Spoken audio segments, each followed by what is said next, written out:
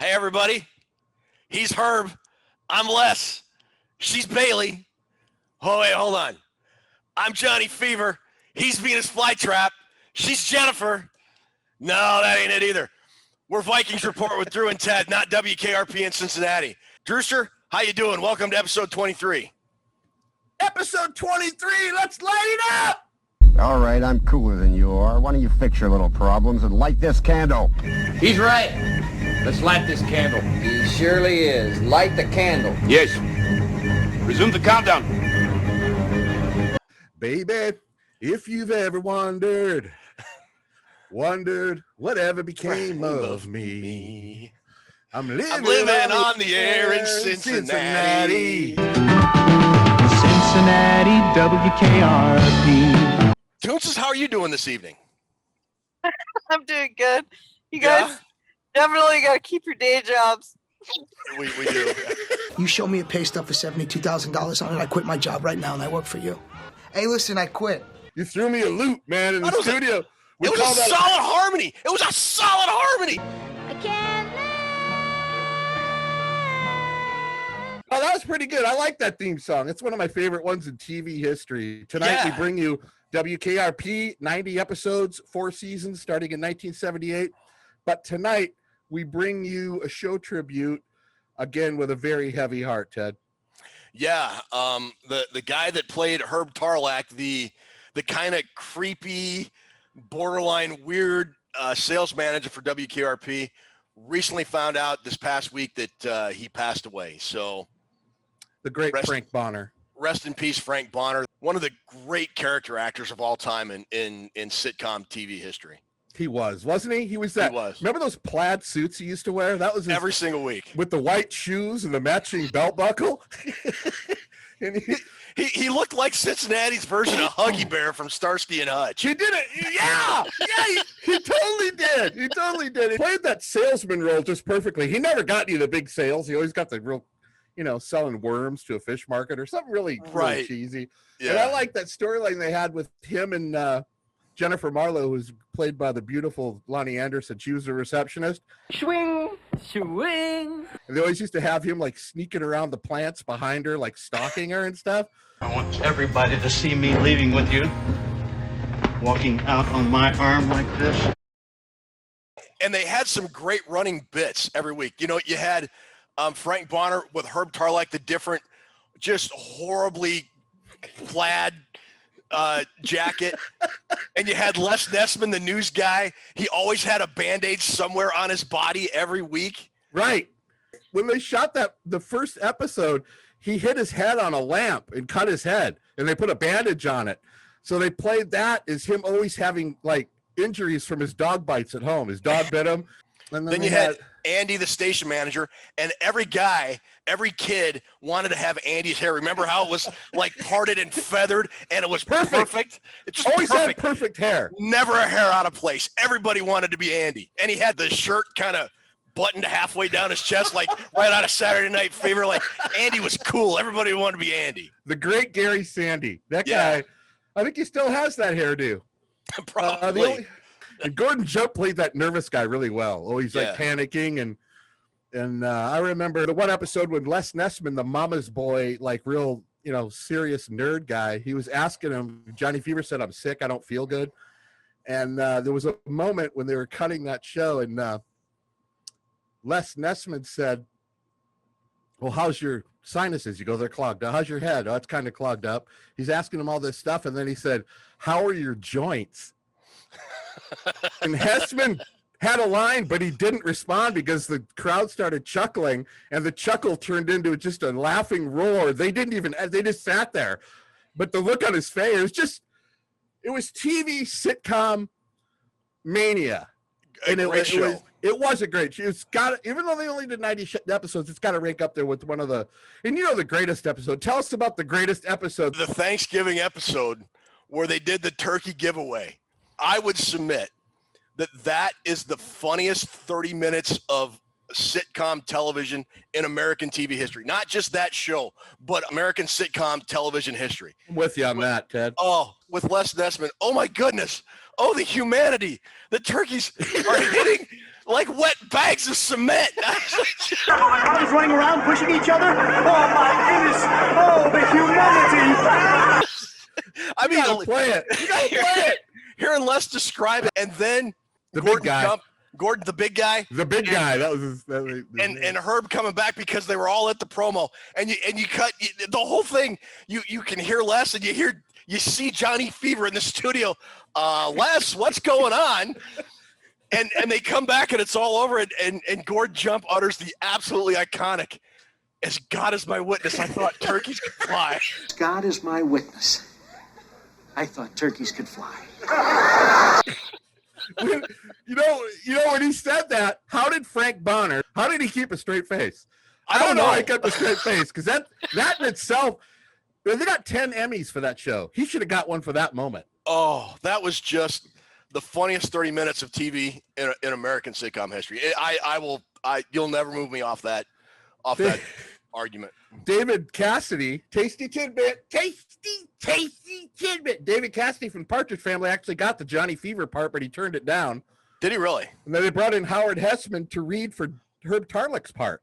And Hessman read it and said, "No, I want to be Johnny Fever." And they're going, "No, we want you to be Herb Tarlick." He goes, "I'm leaving if I have to be Herb Tarlick." So he became Johnny Fever, and then Frank Bonner, of course, got the job as Herb Tarlick. But, Frank Bonner went on to be a great director, Ted. Did he really? He directed Evening Shade, Who's the Boss, and Head of the Class, which had Howard Hessman as the school teacher. Yeah, I sure did. Shout out to you tonight, Frank Bonner at WKRP. What an absolute fantastic show. If you haven't seen it, you could probably get all the seasons for $20 or something on an infomercial. Probably, yeah. Funny stuff. I get it. Yeah, just a great TV show. And if for nothing else, watch that one Thanksgiving episode. It is just absolutely hysterical.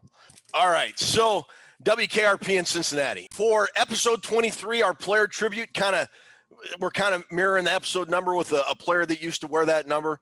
Tonight's pick, who do we got, Drew? Who are we picking on tonight? Ted Brown. Ted Brown. Ted Brown. You know why I love Ted Brown? Why do you love Ted Brown? Because he was the first person in my life that was famous that had my first name. Like that there was like Ted Williams, but that was before my time. But like the only other Ted that really became famous in my lifetime was Ted Bundy. And that's kind of a crappy Ted, whatever. Well, I won't kid you to say that it's something that I feel that I am in control of, or something that I've come to terms with, because I haven't. So Ted Brown, thank you for being a good role model and a guy whose name that I could associate with. Who are you named after? Ted Bundy. Yeah. Yeah, you want to follow in the footsteps. It's much rather to be a Teddy Brown, not Teddy Bundy, bro. Right. Ted Brown. You talk about Ted Brown being fantastic. Let's talk about a little bit about Ted Brown before he even got to the Vikings, because that's where he really set the standard. And from 1975 to 1978, Ted Brown, stayed in North Carolina, where he went to school, where he was born. He was 4-time All-ACC. And remember I said we're going to lead off with a killer tasty tidbit for Ted Brown? What do you got? Here we go. Tasty tidbit.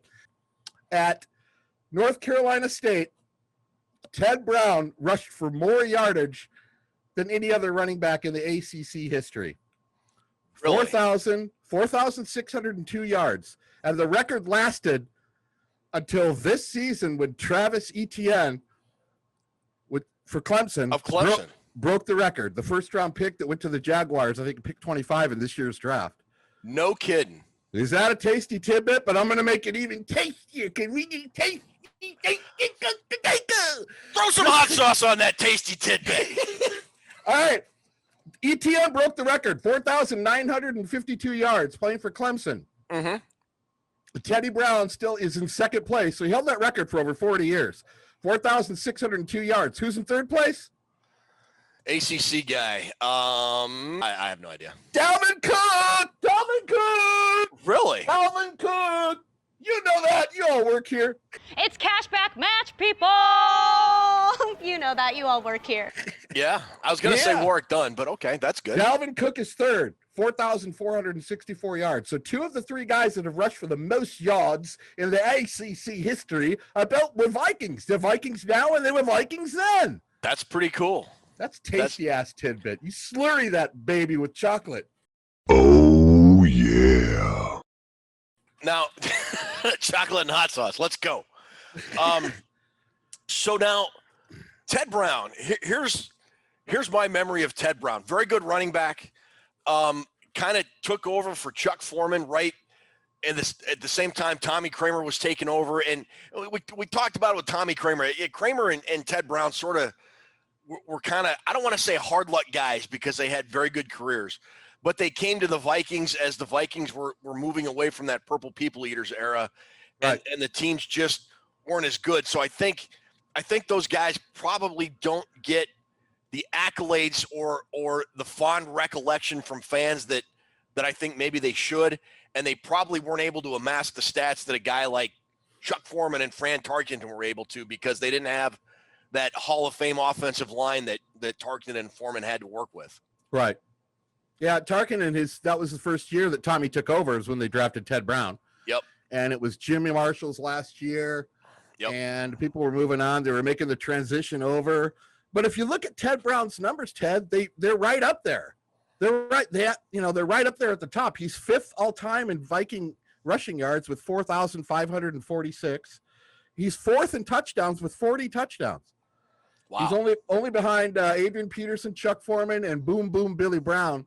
They have more touchdowns. He had 53 career touchdowns and 7,400 scrimmage yards for the Vikings. When you talk about Vikings in the past, not a lot of people talk about Ted Brown. Not a lot of people say, "Hey, let's talk about Ted Brown first." When you go back to that era, but people should. He was a heck of a good running back for the Vikings. He should be talked about because there's only 3 or 4 guys rushing wise: Robert Smith, Foreman, Peterson, Bill Brown, that are ahead of. He's the next guy. Yeah, and he's always that next guy right on the outskirts. But 79 to 86, maybe that has something to do with it. The Vikings weren't exactly lighting it on fire as a franchise from 79 to 86. True. Let's face it, they had some pretty crappy years. 8 seasons, 104 games.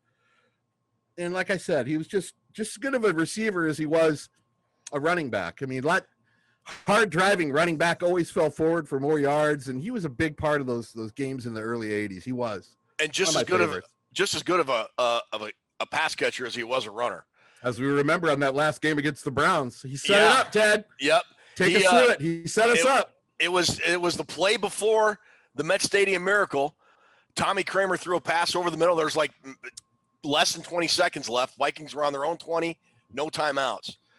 Kramer throws over the middle to Joe Sensor, who laterals it to Ted Brown, and Brown went from about the 35 he got to Brown's territory, about the Browns 45, just out of nowhere. I mean, and if you remember watching the play, it looked like Joe Sensor might have fumbled the ball because you didn't see Ted Brown, and all of a sudden he was there, and he was streaking up the sideline, and he gets out of bounds with, 5 or 6 seconds left, whatever it is, and it put the Vikings in field position to the point they could complete that Hail Mary and win the game. I thought for a minute he was going to take it around the corner and take it up the sidelines. Yeah, that's I thought, but when I was watching it, I was kind of like you, thinking we're at the 20, we don't really have a shot. And then when he made that play, when Ted Brown made that play, it gave us a glimmer. Yeah, a glimmer of hope, Ted Glimmer. And if you got a glimmer, you got a chance. That's what I always say. How's that say? You like that saying? That's a good saying. If you got a glimmer, you got a chance. A glimmer leads to a chance, leads to a Met Stadium Miracle, baby. And you ain't Ted Bundy either. Let me tell you, you're Ted Brown. I got a quick Ted Brown story. What do you got? 1979, my brother took me to the preseason game in San Diego at Jack Murphy Stadium. Mm-hmm. Vikings, Chargers, because that's where I lived. And the Vikings were in town. And every time they were in town, my big brother would always take me to see the Vikings. And back then, in 79, you could go down to the buses after the game. And right like 5 feet from the buses, players file right by you. And it's amazing. You're not going to see that anymore. Safety protocols are much different now. But I saw Jim Marshall, Terry LeCount, Duck White. I had my spiral notebook. I'm all, my Viking hat, my spiral notebook. I'm all excited and I'm all like really fired up and I'm yelling things out to the players. My brother's telling me, "Shut up. You're acting like an idiot." And I'm going, "You had 13 passes defense. Hey, Terry LeCount, you had a good punt return last year against Atlanta. Hey." And the guys are like, so they're going by one after another and I'm noticing them. And I'm saying, oh yeah, but they're not. None of them are acknowledging me. They weren't even like smiling. And out comes this guy, Ted Brown. Big old grin, Ted, from ear to ear. And he goes, "Hey, young man, how you doing?" And I go, "Dude, you rushed it 250 yards against Penn State 2 years ago." And he's like, "What?" He got so excited about that. He signed my spiral notebook, and then he tore the page out. And he goes, "Let me do it better." And he signed it to the best Viking fan ever. You know the weirdest thing about seeing these guys come out to the bus, Ted? What's that? That was the day I saw Jim Marshall coming out smoking. Yeah, that when I saw guys do that when I was a kid, that blew my mind. I couldn't believe it. And I was watching him, he's smoking, watching him get on the bus. He's smoking, getting on the bus too. So they didn't know what rules for smoking or whatever. But I thought that was the weirdest thing. And that was such a great day for me. Even though the Vikings had lost that preseason game, I still got the little spiral notebook. That's cool. It has Randy Holloway, a bunch of Steve Dill's son. He was there. Lots of Vikings. Dave Huffman. I got a lot of signatures from a lot of guys. So wow, that was a really special. But Ted Brown was so enthusiastic and really happy. And I don't know. I just wanted to share that. It's always stuck in my head. I've always remembered that. I've always remembered that day. And how old were you when that happened? 14 years old. 14, and you're like 78 now. That is still with you to this day. How old do you think you are? 79. Higher. 89. 90. Higher. 91. Higher. 2. Higher. 3. Higher. 4. Higher. 5. Higher. 6. Higher. 7. Higher. 8. That's it. 98. Your ass. I am not 98 years old. That when I hit 80, that's going to be my number one memory. That's cool, though. It's stuff like that that causes you to become a lifelong fan like we are. Very, very good football player. So, Ted Brown, salute, man. Also, we talk about coming full circle with a show. How about this, Ted? Guess who announced his retirement today? Like you're going to know. A bunch of people could. Who? Ted Brown's Mike son. Zimmer. Mike Zimmer retired. No, sorry. Ted Brown's son, JT Brown, retired from the NHL today. I didn't even know he had a son that played in the NHL. His son, back in 2011 at the Frozen Four, that's what they call the hockey Final Four, Frozen Four, he played for Minnesota Duluth, and he was the MVP of that tournament. Was he really? Yeah, and he came out and he was undrafted, Tampa Bay Lightning, and then from there he went to the Ducks, and then from 18 and 19, 2018-19, he was with the Minnesota Wild. So, hometown Ted Brown. They grew up. He went to high school, I think, in Minnesota, and then he went to Sweden and played for Björk, or whatever the name of that. Björk Loven, Sweden. He played there for a year. Who was the coach? The chef from the Muppets?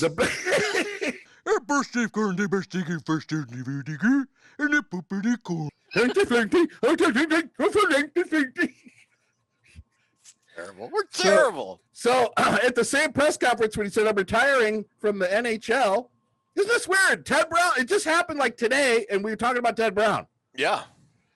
He said, "I'm announcing my retirement, but I'm also announcing my new job, and I will be a TV analyst for the brand new NHL Seattle Kraken next season." Release the Kraken. What about that name? Yeah, Seattle. That's a pretty good name, actually. I like it. Toonsa said it's dumb. Oh, well, then it's stupid. Yeah, we don't go against Toonsa. If you go against Toonsas, you get edited out, bro. Yeah. Good luck to you, JT Brown. And he was going to be on the show too, but he had this party thing he had to go to, or he would have been here. Yeah. The last mandatory mini camp, OTA, whatever it is they're calling it, is over.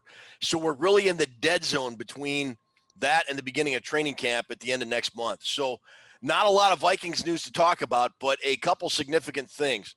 One, Kevin Williams. You remember Kevin Williams, the co-founder of the vaunted Williams Wall, one of the best defensive lines in Vikings history. Guy was awesome, dude. Was named this past week to the Minnesota Vikings Ring of Honor, and will be honored at a halftime ceremony at some point during the season this year. Good for him. Good for him. So awesome job, Kevin Williams. Deserving, do you think? Yes, I think he's deserving of it. Tom, he actually told me we were going to do some PR stuff kind of for game day, and we went around the facility here, and then we go into one of the meeting rooms, and here's all the executives and owners sitting in here, and I'm like, what's going on here? And and they kind of pop it on the video board and you know, tell me what's going on, and I don't know, I'm still kind of in a fairy tale now, man. I can't believe it. He had 60 sacks, which ranks him right up at the top of the Vikings list. 11 years as a Viking. I know he finished somewhere else, but his first 2 seasons here, Ted, as a defensive tackle, he had double-digit sack numbers. Think of that. Kevin Williams put up fantastic numbers for 11 years while he was here. And do you remember the inauspicious beginning to Kevin Williams' career here in Minnesota? Inauspicious. What does that mean? Inauspicious. Unlucky, not likely to be successful. As I looked at the dark clouds in the sky, I knew today was an inauspicious day for a picnic. Give me the suspicious moment. Draft night. What did he do? It wasn't Kevin Williams. Remember the Vikings were trying to get a deal done with Baltimore? That wasn't the forget your pick thing, was it? That was that pick. And the Vikings thought they had a deal done with Baltimore. Hold on a sec, dude. It's like 100. I'm sweating like Barry White. And so you don't keep nothing locked up inside you. Yeah. I feel like Barry White at the Grammys. So yeah, the Vikings thought they had a deal with Baltimore. I did not know that, Ted. They called it in, but Baltimore also had to call it into the league office to confirm it. Baltimore never did. 2 other teams, and I believe Baltimore was one of them, because the Vikings, the time ran out on their clock. So, like, I think 2 teams came and picked guys before the Vikings ran the Williams pick up there and got him in. And they said all along that was the guy that they wanted, but they thought they could trade down a couple spots. Never happened. They still got Kevin Williams. And I remember I was listening to it on the internet. Yeah. And they had the draft party, and the crowd was just losing their mind. Just losing their mind. And it sounded like some old lady in the crowd. I could have swore she said something like, "Tice, you suck!" Why? No, it's over! No! That biggest deal. We're gonna have Garrett. Gosh, Garrett, are you serious? It's not my fault. And Tice is like, calm down. It's okay. We got our guy. And so that's so funny. They got Kevin Williams. So yeah, and it turned out it was kind of a goober of a move that night, and you could blame Baltimore just as much as the Vikings. There was 15 minutes on the clock. You couldn't get a pick in 15 minutes. But they ended up getting a great player who I think someday should probably not only end up in the Vikings Ring of Honor, but I think you can make a strong case for him to end up in Canton. He's the first player that we have two of the same numbers finally. He's number 93. John Randall's number 93. So remember Kevin Williams, here's another thing. He had 13 fumbles. It's not easy to get fumbles. He really was you're right. He was a stat cheese stacker, Ted. Yeah. We talk about stat stacking, statgasms. Yeah. Here's a cool one though. In 2007, he had 2 pick sixes. Did he really? What position did he play again, Ted? Defensive tackle. Was it corner? It was not corner. Was it safety? It was not safety. Was it linebacker? Was not linebacker. What was it again? Defensive tackle. I believe 3 technique, right in the middle of the line. 2 pick sixes in one season. Week 1 against Joey Harrington, the great Joey Harrington. Harrington out of the shotgun on 3rd down. Big rush, hit as he throws. Intercepted by Kevin Williams. And he's gone. He's to the 20, 10, touchdown. Harrington. For Atlanta, he picked one and took it back, and then week 14, he picked off Trent Dilfer for the 49ers and returned that for a touchdown. Disastrous for the 49ers, Trent Dilfer with a tip, pick 6, big man with football. Make it tackle, Trent. Way to lay out. You don't even hear corners getting 2 pick sixes in one season. I had a 57-yard interception return against Trent Dilfer. You did? No, I didn't. I didn't. How many touchdown passes you have in high school when you were a quarterback? 1. Roughly. 1. No, really, seriously. How many? Seriously, I had 1. 1. I had 1. It was the last game of the year. Well, I can't figure out just 1. Let's say you had 100. I'm telling you, man, if you ever come across like 1, footage, I was terrible. When I say I was terrible, I'm not exaggerating. I was awful. Johnny Bucket, how many walkabouts did you open? 2. What do you mean 2? I can't figure out just 2. Charlie Bucket, how many did you open? 2. 2? What do you mean you only opened 2? Well, I can't figure out just 2, so let's pretend you opened 200. So this kind of leads me to not to be disrespectful to Kevin Williams, because I think he's very deserving. I agree. And I think every member of the Minnesota Vikings Ring of Honor is very deserving. And there's nobody in there, in my opinion, that should not be. But there are some guys that are not in there that I think should be. So I'm going to give you a list. If you're not looking this up on the internet already, and you're just wrapped watching the screen, I get that, because Drew and I are just devilishly handsome. I totally understand. So good looking. Thank you. We're going to rattle off the list of current members of the Minnesota Vikings Ring of Honor in alphabetical order. Yeah, are you going to do it auspiciously, or are you going to do it? I'm going to be gruntled while I'm doing it. Yeah, baby. Yeah, so we've got gruntled. Matt Blair, Bill Brown, Joey Browner, Jerry Burns, Chris Carter, Chris Dolman, Denny Green, Carl Eller, Jim Finks, Chuck Foreman, Bud Grant, Steve Jordan, Paul Krause, Jim Marshall, Randall McDaniel, Randy Moss, Alan Page, John Randall, Corey Stringer, rest in peace, Scott Studwell, Ahmad Rashad, Fran Tarkington, Mick Tingelhoff, Ron Yeri, and longtime trainer Fred Zamberletti. So damn, there's some really good players in that list. Right. So there's nobody in there that shouldn't be. Correct. But who do you think? Give me one guy, and we'll carry this. We'll keep going. But start me off with one guy who you think should be the next guy in the Ring of Honor after Kevin Williams. I'm going to start out. How about the guy we just talked about? Ted Brown? Why is Ted Brown, if he's the 5th highest rusher in Vikings history and 4th highest in touchdowns, why not Ted Brown? I have one more that's equal with him. I'm going to give you 2, and then I'll let you have it. Okay. Ted Brown and Bobby Bryant should be in there right now. Bobby Bryant is my number one choice. After we talked about Bobby Bryant and just how great he was, he's my number one guy. You've got more modern day guys like Jared Allen, and I'm sure they'll get in. But I kind of like to focus on the old time guys from our childhood, because let's face it, they're getting up in years and they don't have a lot of time left compared to guys like Jared Allen.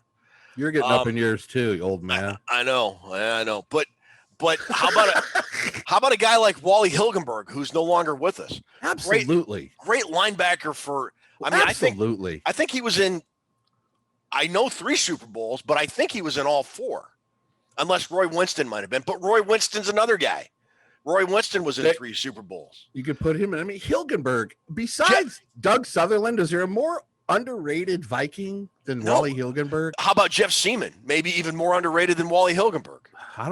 Now that you're reading these, I don't know how we had the greatest linebacking crew in the 70s Blair's in there, and he's well deserved of it, but how about Ed White? And Seaman.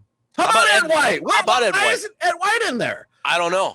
How about Tommy Kramer? They could say, because Ed White spent half his years when they traded him to San Diego, but he was an all-pro there too. So if you're putting him, Ed White belongs in the Ring of Honor. I think he does too. Here's one, and this should really irritate you, Michigan man. Anthony Carter is not in the Ring of Honor. He was going to be my next one if we were doing a draft back and forth. If we were drafting, like you were picking one and I was picking one, I was going to go AC next. Who are some guys that you got? Those would all be on the top of my list. I can't outdo those. Those are Roy Winston. Yeah, come on, man.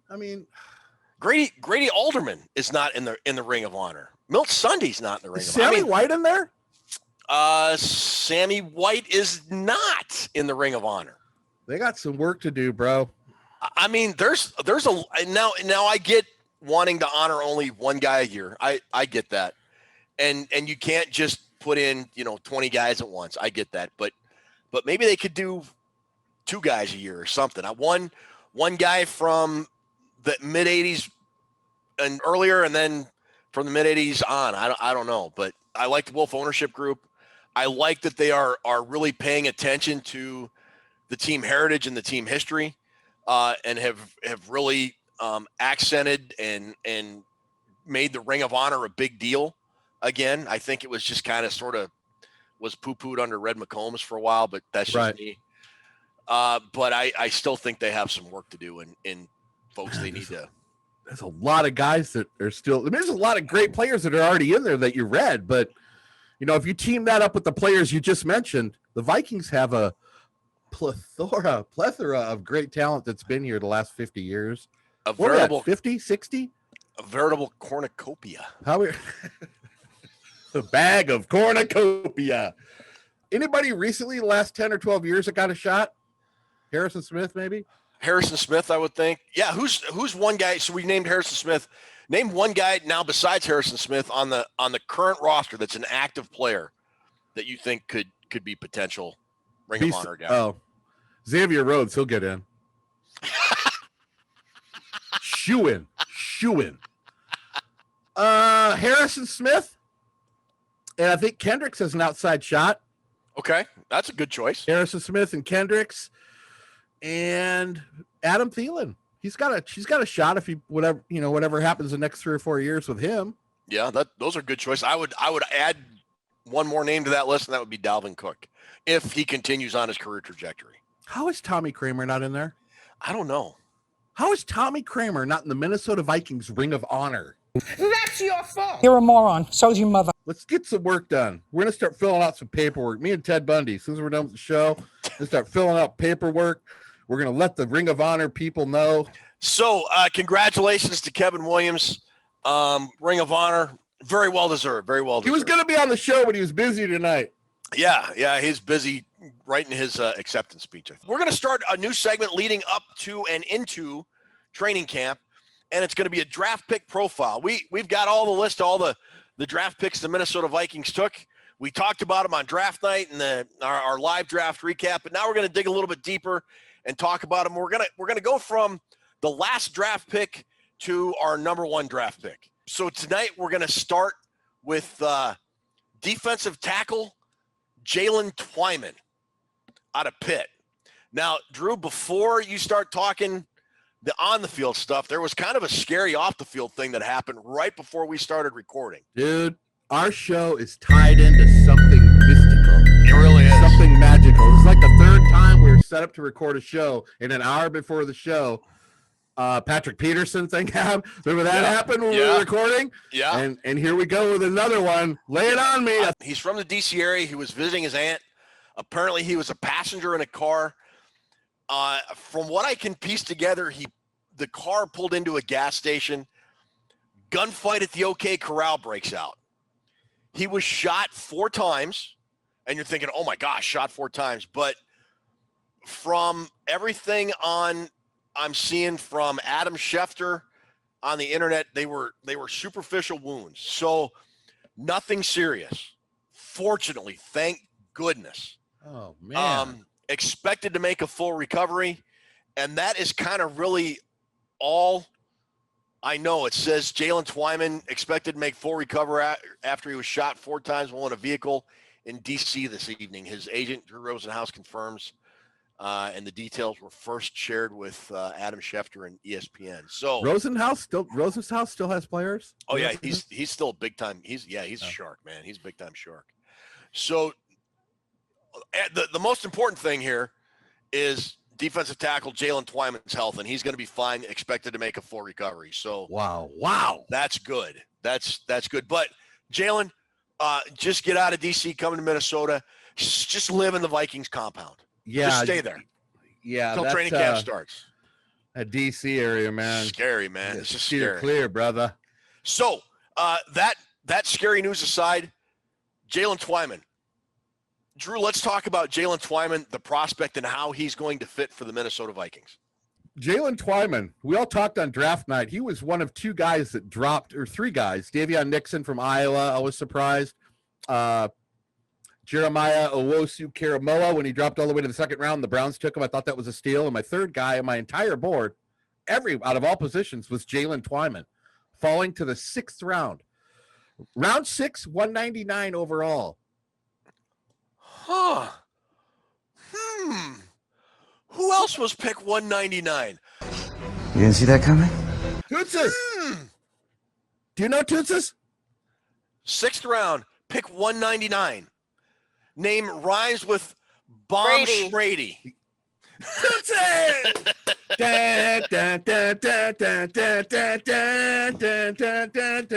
Okay. Round 6, 199 overall. 6'2", 290. Twyman, I had him as we look at my board. I'll flash this back up here.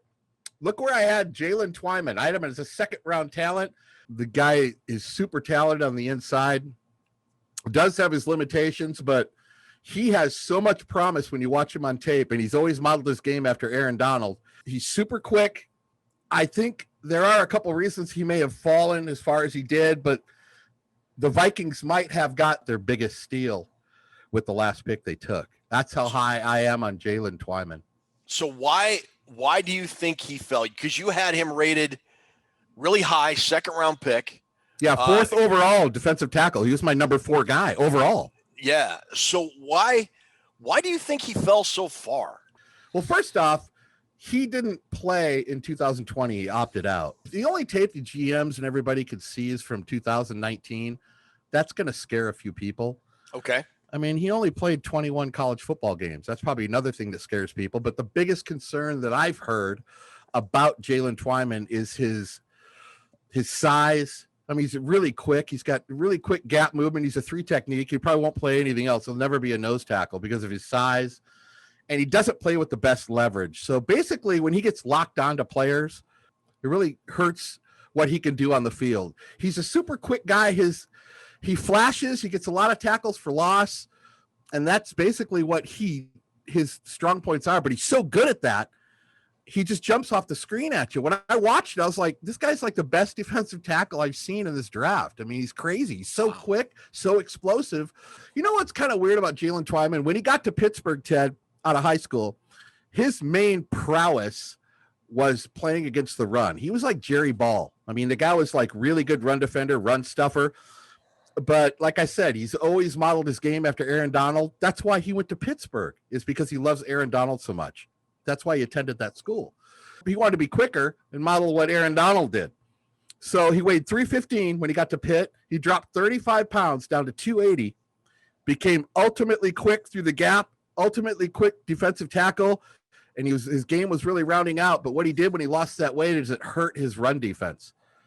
And so his run defense, which was his strong point coming out of high school, ended up being flip-flopped, where his pass rush ability, which is really, really good, like I said, that kind of got washed out. His run defense got washed out because of that, because of his weight loss. So what are you going to do? He's trying to make himself better, but yeah, he's undersized. He's, they say underdeveloped. I don't know really what term you want to lay up with that. I don't want to talk about any twitch or anything, but he set the season record, which was Aaron Donald's, for defensive tackles for sacks in the season with 10.5. 12 tackles for loss in 2019. That's in the weed stuff that people like. That's the piece of cake that people like to eat and chew on and go, that's a good piece of cake right there.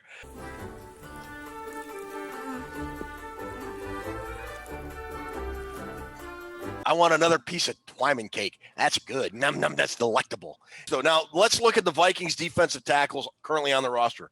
Besides Jalen Twyman, you've got Sheldon Richardson, Dalvin Tomlinson, and Michael Pierce. And I think we would agree that those guys are, barring something catastrophic, those guys are absolute locks to make the roster.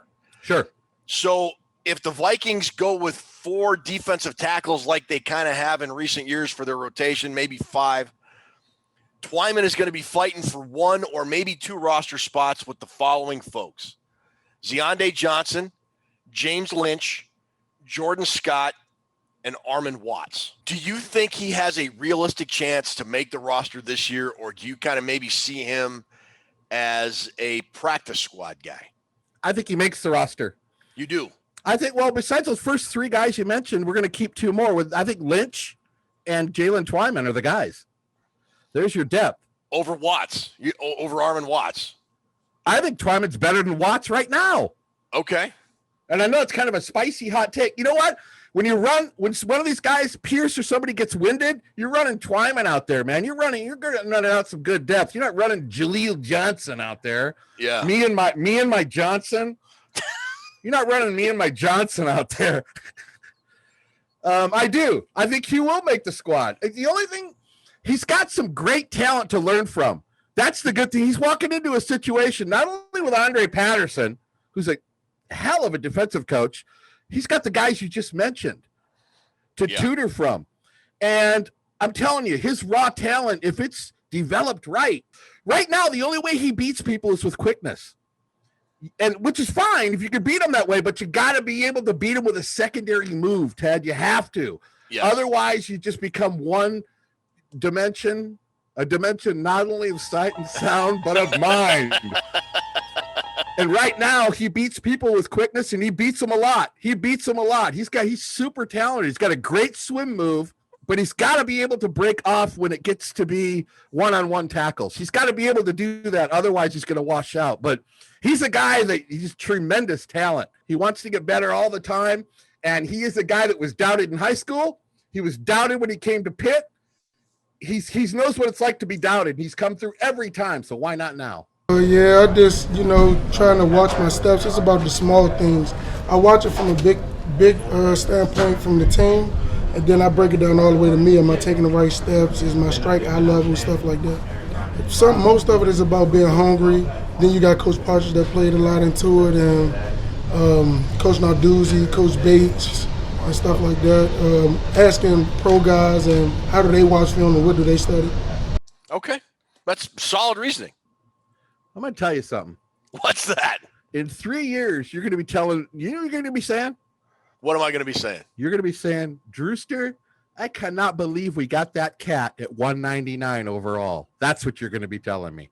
I'm going to hold you to that, brother. Do it. Do Alrighty. it. Do it. Just do it. Okay, so that takes care of our draft profile segment this week.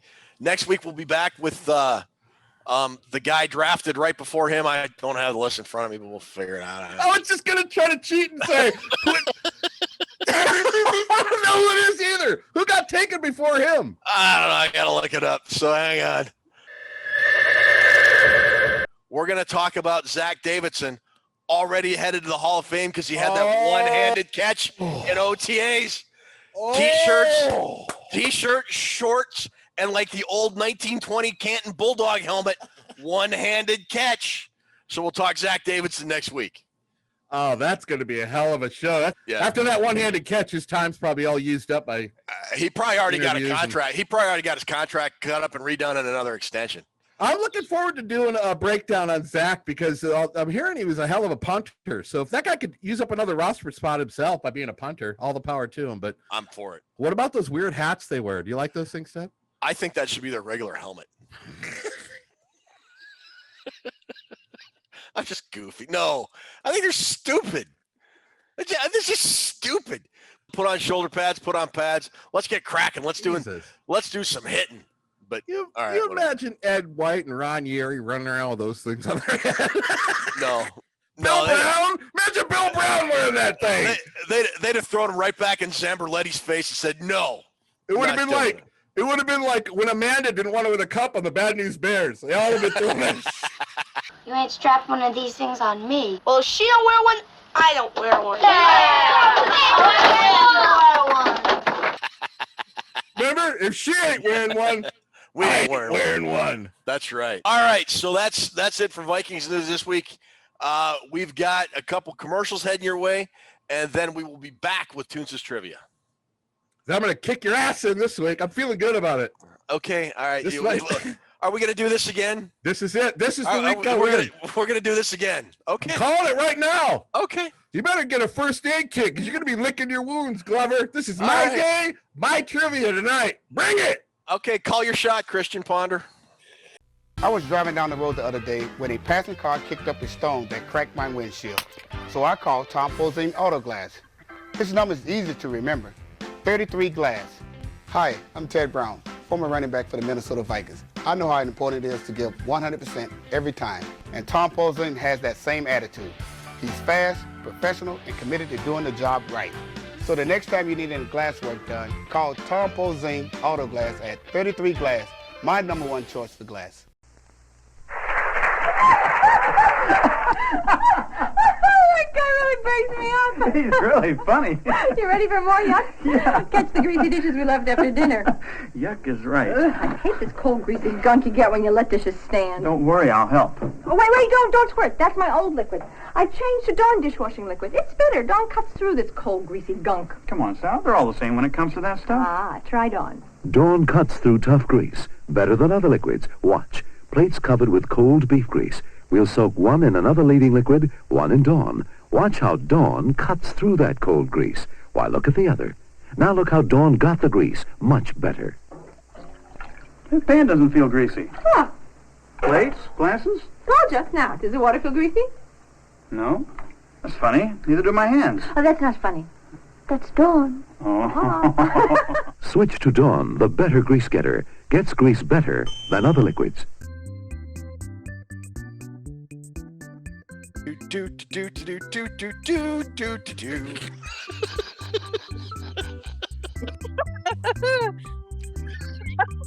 Go ahead.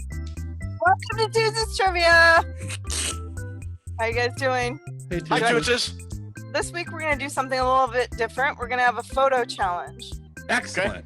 A photo is going to pop up. It's not necessarily obscured in any manner. You just got to name who it is. And here we go. Ooh, fade in. Gary Who am I? Quazzo. Gary Quazzo. Norm Sneed. Yep, that's Norm. Yep, Norm Sneed. Good job, Drew. All right, ready? Yep. Meow meow. Scott Studwell. Oh, crap. Not again. I had it. That was No, you didn't have it. I did. No, Tuesdays. Okay, look at the tape. I beat you by half a second. Scott Studwell. Scott Studwell. It's No. 1-1. Spot was No good. way. No, I got it first. Let the people decide. Put it in the comments below who got it. If there's 4 people still watching this show, put it in the comments who said Scott Studwell first. We'll let the people decide. All right, that sounds good. All right, here we go. Matt Blair. That was me. That was Ruby. Drew. Yeah. No way. That one was Drew. Is your sound on delay? How can you not hear me say it at first? Fixes in. Clean your ears, dude. Get the Q-tips out and clean your frickin' ears, because I said last. Terrible. Alrighty then. Number 4. Here we go. Jim Marshall. The boxes were in front of it. Where? Darn it. Ted got it. Oh, Drew got it there first. At no time did my voice ever sound like "You got it like this." That's a classic. You know what? Let's stop there for a second. That's one of the bitchinest Viking pitchers in team history, right there. It is. All right, Alrighty. Ted got that one. Number 5. No. Stu Voigt. Drew got that one. Good job, Drew. Look, can you see me? I'm running towards victory. Okay, here's number 6. Wade Wilson. Correct. That is Wade Wilson. Bling, bling, bling, bling, bling, bling. Bling, And bling, bling. number 7. Steve Jordan. Steve Jordan. Ah! Will Drew actually win a trivia game? Yeah, it's fixed. I won like the first 3, but whatever. All right, my it's God. 5-1, Ted. Do the math. Ugh, that's bad. That's All bad. right, here we go. Number 8. Roy Winston. Good job, That is Ted. correct. Good job, Ted.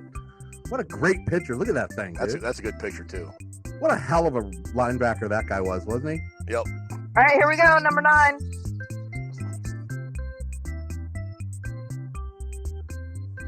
Gene Washington. No, that's not Gene Washington. No. Ted, do you have a guess? I do not. That is John Henderson. Oh! John Henderson. Tony Bell would have killed us on that one. He would have. Yeah, these last few are going to get a little bit more difficult, I think. We'll see. Here we go with number 10. That's pretty cool. Milt Sunday. Incorrect. Grady Alderman. Incorrect. That is He was 67. Yeah, he was 67. Jim Huff? Who is it? Jim Valone. Oh, I wouldn't have gotten that one. All right, let's see about this one. Don't worry, you weren't Valone on your answer. I didn't get it either. Some guy named Tight end 69 team. Yeah. I don't know, Toonses. I will when you say it. John Henderson. Beasley. Beasley. Ted, how could Ted? We should lose all our points for missing that. Yeah. All right, the current score is 5-2. Ted, you can still catch up. Here's number 12. Ranieri. I'm sorry, Ted, but it was Drew. It's not fixed. No, I am. I'm not trying to cheat. I did hear myself first before you said it on those ones earlier. You heard yourself first. All right, So here we go. It's totally legit then. I heard myself first, so I think that means that I got it. Funny. All right. Okay, number 13.